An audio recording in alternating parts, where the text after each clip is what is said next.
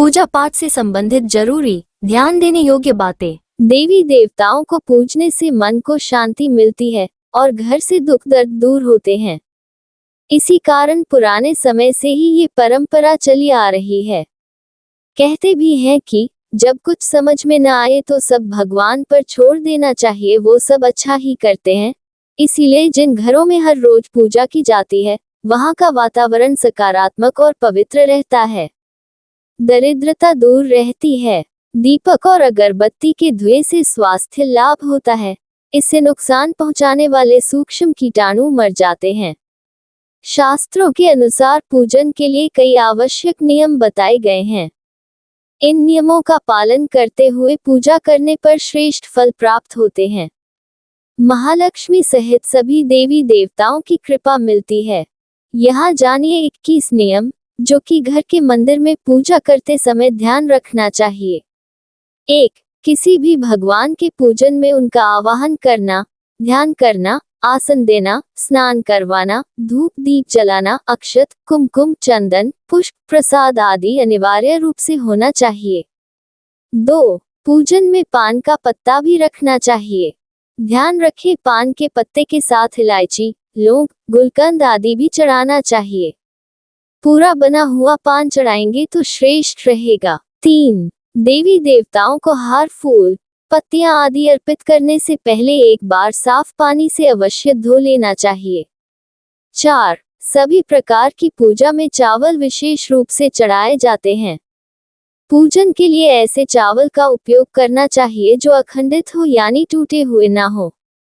चावल चढ़ाने से पहले इन्हें हल्दी से पीला करना बहुत शुभ माना गया है।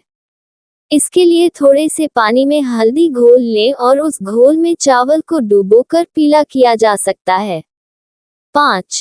पूजन कर्म में इस बात का विशेष ध्यान रखें कि पूजा के बीच में दीपक बुझना नहीं चाहिए। ऐसा होने पर पूजा का पूर्ण फल प्राप्त नहीं हो पाता है। 6. भगवान विष्णु को प्रसन्न करने के लिए पीले रंग का रेशमी कपड़ा चढ़ाना चाहिए। माता दुर्गा, सूर्यदेव व श्री गणेश को प्रसन्न करने के लिए लाल रंग का, भगवान शिव को प्रसन्न करने के लिए सफेद वस्त्र अर्पित करना चाहिए। 7. किसी भी प्रकार के पूजन में कुल देवता, कुल देवी, घर के वास्तु देवता, ग्राम देवता आदि का ध्यान करना भी आवश्यक है। इन सभी का पूजन भी करना चाहिए। 8. पूजन में हम जिस आसन पर बैठते हैं उसे पैरों से इधर उधर खिसकाना नहीं चाहिए। आसन को हाथों से ही खिसकाना चाहिए। 9. यदि आप प्रतिदिन घी का एक दीपक भी घर में जलाएंगे तो घर के कई वास्तु दोष भी दूर हो जाएंगे। 10. सूर्य, गणेश, दुर्गा, शिव और विष्णु ये पंचदेव कहलाते हैं। इनकी पूजा सभी कार्यों में अनिवार्य रूप से की जानी चाहिए। प्रतिदिन पूजन करते समय इन पंचदेव का ध्यान करना चाहिए। इससे लक्ष्मी कृपा और समृद्धि प्राप्त होती है। 11. तुलसी के पत्तों को 11 दिनों तक बासी नहीं माना जाता है।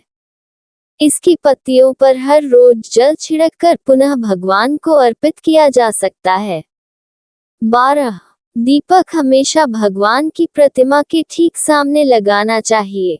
कभी कभी भगवान की प्रतिमा के सामने दीपक न लगाकर इधर उधर लगा दिया जाता है, जबकि यह सही नहीं है। 13. घी के दीपक के लिए सफेद रुई की बत्ती उपयोग किया जाना चाहिए, जबकि तेल के दीपक के लिए लाल धागे की बत्ती श्रेष्ठ बताई गई है। 14. पूजन में कभी भी खंडित दीपक नहीं जलाना चाहिए। धार्मिक कार्यों में खंडित सामग्री शुभ नहीं मानी जाती है। 15. शिवजी को बिल्व पत्र अवश्य चढ़ाएं और किसी भी पूजा में मनोकामना की सफलता के लिए अपनी इच्छा के अनुसार भगवान को दक्षिणा अवश्य चढ़ानी चाहिए, दान करना चाहिए। दक्षिणा अर्पित करते समय अपने दोषों को छोड़ने का संकल्प लेना चाहिए। दोषों को जल्दी से जल्दी छोड़ने पर मनोकामनाएं अवश्य पूर्ण होंगी। 16. भगवान सूर्य की 7, श्री गणेश की 3, विष्णु जी की 4 और शिव जी की आधा परिक्रमा करनी चाहिए।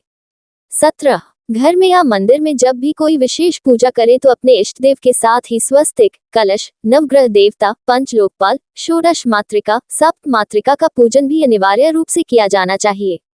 इन सभी की पूरी जानकारी किसी ब्राह्मण पंडित से प्राप्त की जा सकती है। विशेष पूजन पंडित की मदद से ही करवाने चाहिए ताकि पूजा विधिवत हो सके। 18. घर में पूजन स्थल के ऊपर कोई कबाड़ या भारी चीज न रखें। 19. भगवान शिव को हल्दी नहीं चढ़ाना चाहिए और न ही शंख से जल चढ़ाना चाहिए। 20. पूजन स्थल पर पवित्रता का ध्यान रखें। चप्पल पहनकर कोई मंदिर तक नहीं जाना चाहिए। चमड़े का बेल्ट या पर्स अपने पास रखकर पूजा न करें। पूजन स्थल पर कचरा इत्यादि न जमा हो पाए।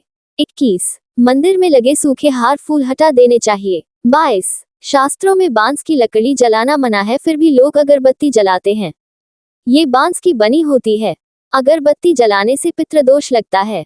शास्त्रों में पूजन विधान में कहीं भी अगरबत्ती का उल्लेख नहीं मिलता, सब जगह धूप ही लिखा हुआ मिलता है। 23. शालिग्राम पर अक्षत नहीं चढ़ता। लाल रंग मिश्रित चावल चढ़ाया जा सकता है।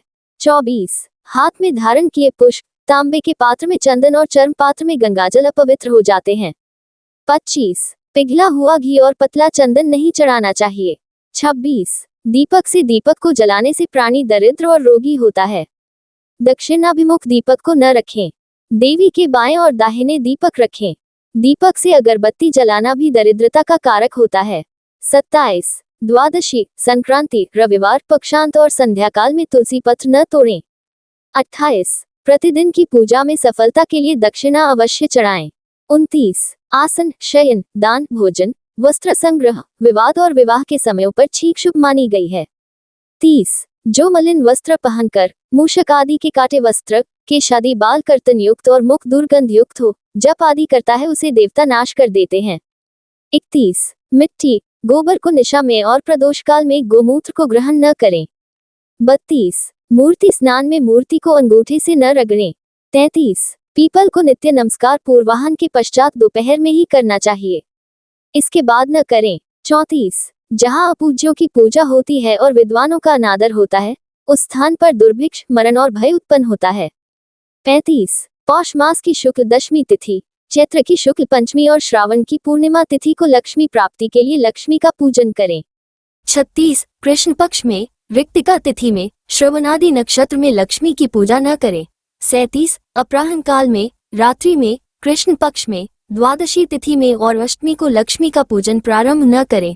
38. मंडप के 9 भाग होते हैं, वे सब बराबर बराबर के होते हैं, अर्थात मंडप सब तरफ से चतुरासन होता है, अर्थात टेढ़ा नहीं होता।